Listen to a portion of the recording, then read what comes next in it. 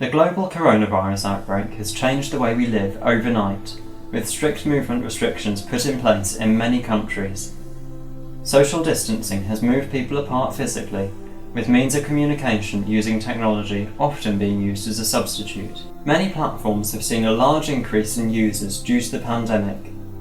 For example, the video conferencing service Zoom has seen an increase in use by schools, governments and workplaces, with their active users jumping from 10 million to 200 million in just 3 months. Finally, people have been relying on technology for leisure more.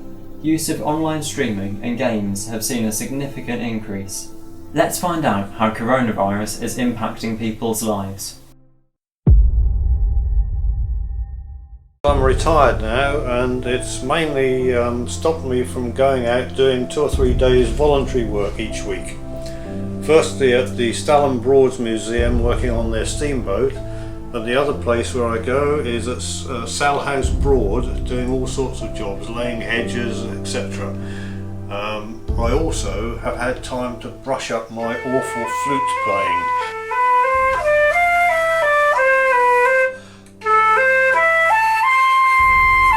The main thing really is the lack of freedom to be able to do what we want when we want. From one day to another, didn't go into work. That was it. No real preparation, just came home. And that brings with it the sort of lack of structure to the day. So I get up later, think about food a lot, think about food again, and then I start thinking about what we're going to eat that night. And then I think, where could we go today? Well, I could go the same route that I went before, my daily walk. Sometimes go on a bike ride if it's not too cold. The lack of the gym has been a big thing as well. A nice thing to do twice a week. That's gone now. Try and do a bit on the floor in the hall occasionally, but it's not quite the same, is it? I'm the only one to have been shopping in the household. Big thing, at least, wait 10 days or so, make a really good shopping list, and then take 4 hours to go to the shops and back. Life is a lot slower. That's the biggest thing, I think, and I think we will have much more time for each other. What role has technology played during the lockdown? I've watched Ben using Zoom on 2 or 3 occasions, and it seems to work very well. I remember years ago when computers first came out that people were talking about using them at home to do their work, and it really didn't catch on, but this time I think it will.